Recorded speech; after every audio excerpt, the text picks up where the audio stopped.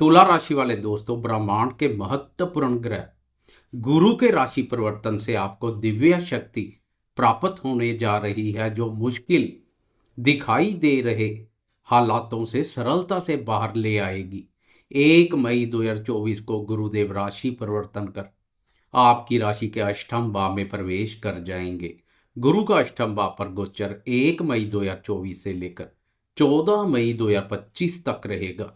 Video में विस्तार से गुरु के इस गोचर काल की चर्चा करेंगे, इसलिए वीडियो के अंत तक बने रहें।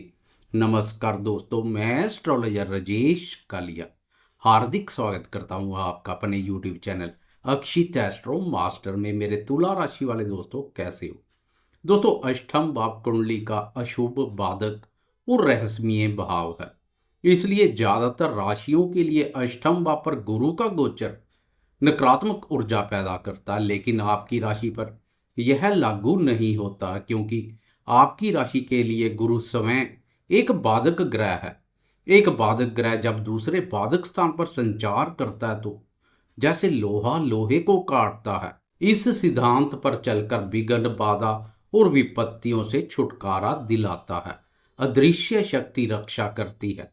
इस योग को विपरीत राज योग के नाम से भी जाना जाता है। इसलिए अष्टम भाव पर गुरु के संचार को लेकर चिंतित हैं तो चिंता मुक्त हो जाएं। गुरु आपके जीवन की डगमगा रही नैया को पार लगाएगा।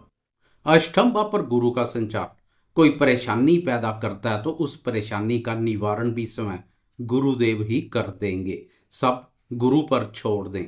लेकिन एक बात याद रखना, विपरीत राजयोग में एक बार परिस्थितियां विपरीत होती दिखाई देती हैं।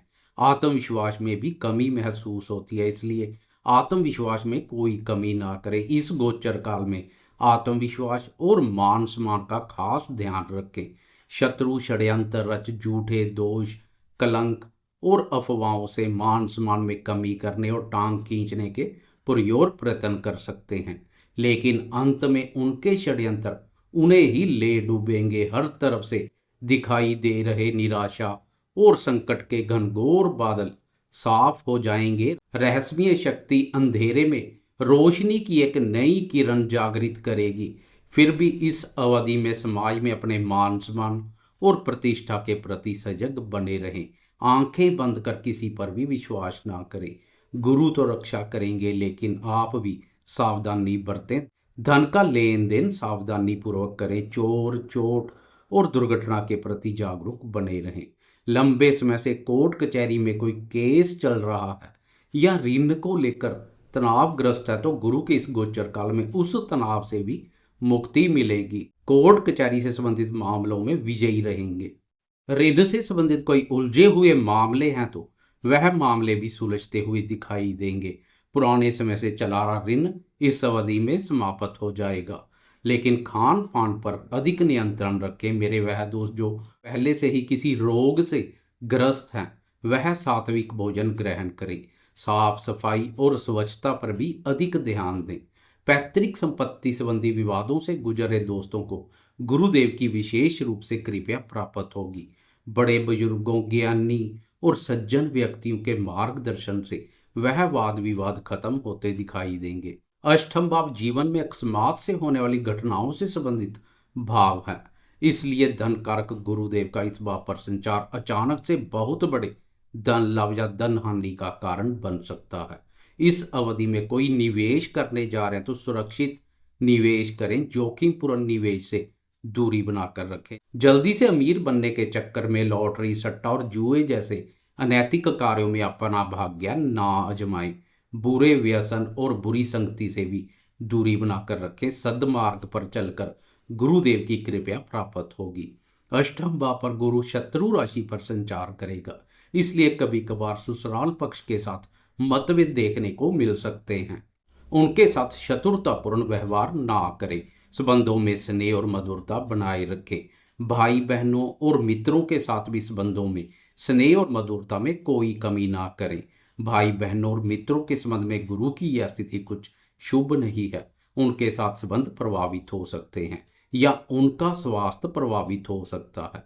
उनके स्वास्थ्य की अनदेखी ना करें। स्वास्थ्य के प्रति जागरूक बने रहें। पड़ोसियों के साथ मतभेद चल रहे हैं तो इस अवधि में वह मतभेद और अधिक गहरा सकते हैं।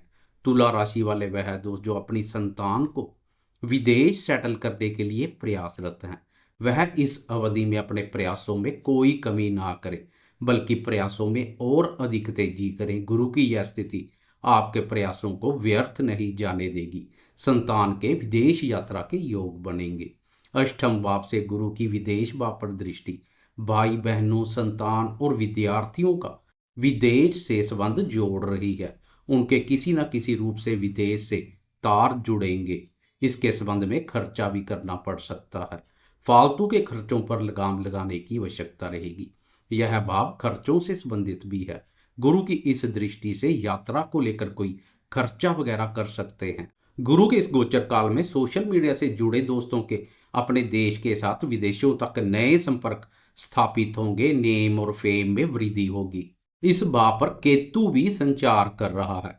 उस पर गुरुदेव की दृष्टि अध्यात्म के मार्ग पर अग्रसर करेगी। अध्यात्म और परोपकार संबंधी कार्यों को संपन्न करेंगे तथा ऐसे कार्यों में खर्चा करते हुए दिखाई देंगे। ज्योतिष ज्ञान और वास्तुशास्त्र जैसे विषयों का अध्ययन करने की तीव्र इच्छा जागृत होगी।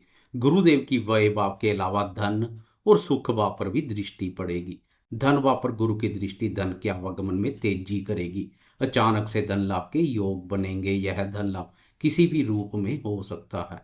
मित्र सहयोग करने के लिए तत्पर रहेंगे। उनके माध्यम से भी धन लाभ के योग बनेंगे। प्रयास करने से रुका अटका तथा फंसा हुआ धन प्राप्त हो सकता है। गुरु की यह स्थिति वाणी दोष पैदा करेगी। या तो दूसरों के सामने बोलने में हिचकेंगे।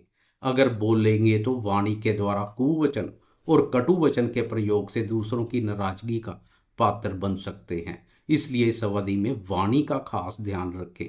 अष्टम भाव में बैठकर गुरु का वाणी भाव को देखना वाणी के कारणवश मान सम्मान और प्रतिष्ठा में कमी का कारण बन सकता है।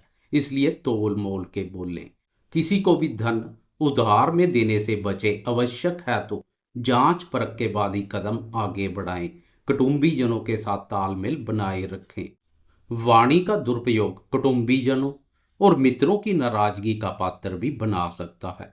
नौकरी पेशा दोस्त अपने से वरिष्ठ अधिकारियों और उच्च अधिकारी वर्ग के साथ व्यर्थ के वाद विवाद और लड़ाई झगड़ा करने से बचें।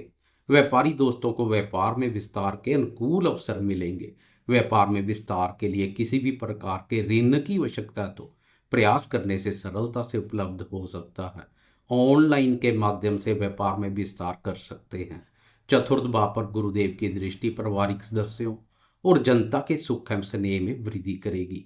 भूमि भवन या वाहन से संबंधित अधूरे पड़े कार्य पूर्ण होंगे। उन कार्यों पर खर्चा कर सकते हैं। नया वाहन ले सकते हैं। कुछ समय के लिए घर परिवार और माताजी से दूर कहीं यात्रा पर जा सकते हैं। कुल मिलाकर गुरु के इस गोचर काल में अशुभता को दूर कर शुभता प्राप्त करने के लिए घर के बड़े बुजुर्गों और साधु संतों की सेवा कर उनका आशीर्वाद प्राप्त करें। जाते जाते कमेंट बॉक्स में गुरुदेव की जय जयकार करते जाएं। आपको यह वीडियो कैसी लगी? लाइक शेयर कमेंट्स और सब्सक्राइब करना ना भूलें।